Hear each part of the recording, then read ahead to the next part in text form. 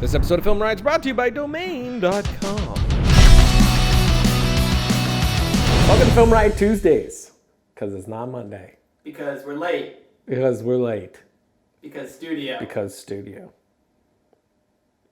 That's pretty much all I have to say on the matter.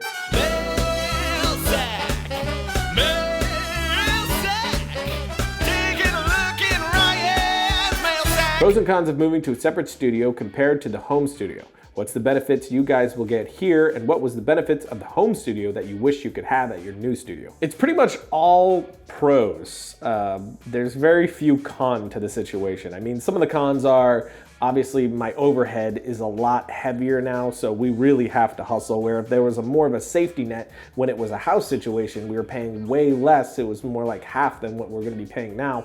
But this is a step in the right direction that my company had to take. You find yourself at different points. We've even talked about when is it time to go full time, and you kind of know when you're up against a wall, and if you don't make that leap, you're gonna start going backwards, not forwards. We were at that point, so we had to make this leap. So there's a little bit more strain financially, but I think it's the right move for sure for our company.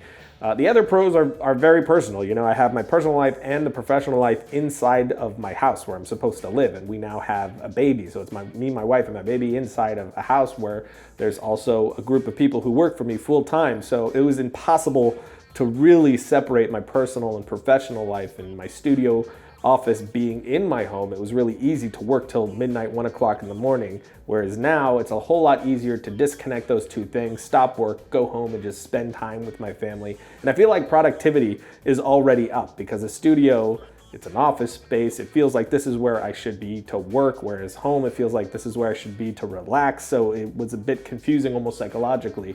So I think that's helping here as well. Hey Ryan, I was wondering, when you had the idea of moving into a new studio, how long did it take to get it set up and find a place? We don't do anything on a whim. So although it seems like the studio just kind of happened, it's been something that we've been planning on for the past 2 or 3 years, really trying to figure out when the right time would be and how exactly to go about it. We finally locked down when exactly we wanted to do it. Then when that time hit, it took about 4-ish, maybe 5 months to find the right studio for us and figure out exactly where we want it to be. Since you are moving into a new studio, does this mean a lot more shorts to come? Not short films this year. There is a Film Riot short I want to do this year, but other than that, I really want to focus in on Film Riot and get it back up to the quality and level that I think it should be, and even beyond that, take it to a whole new level. Because like we've talked about a lot before, I know that Film Riot hasn't been up to the quality and standards that I think it should be, and I think you think it should be, and that's because we've been doing a lot of things in the background, including taking this next big step for our company. But now we've done that, so now we can start moving into focusing on Film Riot and getting it back to where it should be. That mixed with some other stuff in the background will really be the main focus for the rest of this year. Is there anything Jurassic Park related in the studio? Of course.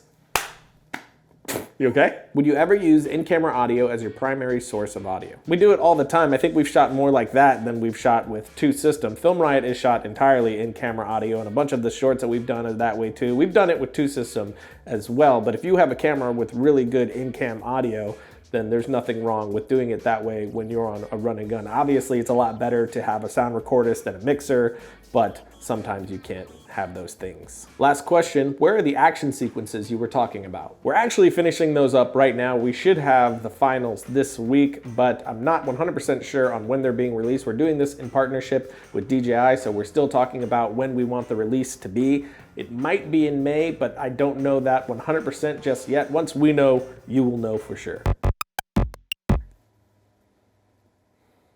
Ryan. I got a great idea, man. Do the read. With that great idea, I need domain.com. Do the read normally.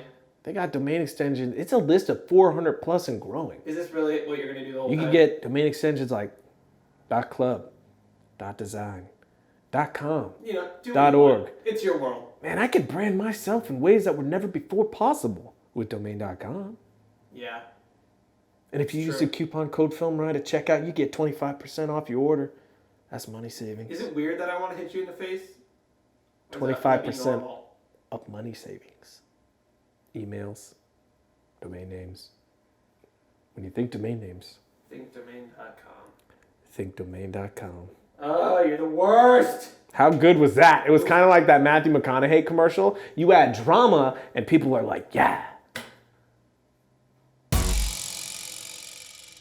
logo. So that's it for today, which means it's time for my suggestion of the week. This one is kind of an obvious one, but an awesome one. It's Star Wars special features. Star Wars is out now for you to buy, the new one, J.J. Abrams, and the special features are amazing. There's a documentary making of the new film, and it is pretty fantastic. It goes in depth and shows you behind the scenes in some pretty awesome ways, so definitely check that out if you're into special features. Until next time, don't forget to write, shoot, edit, repeat.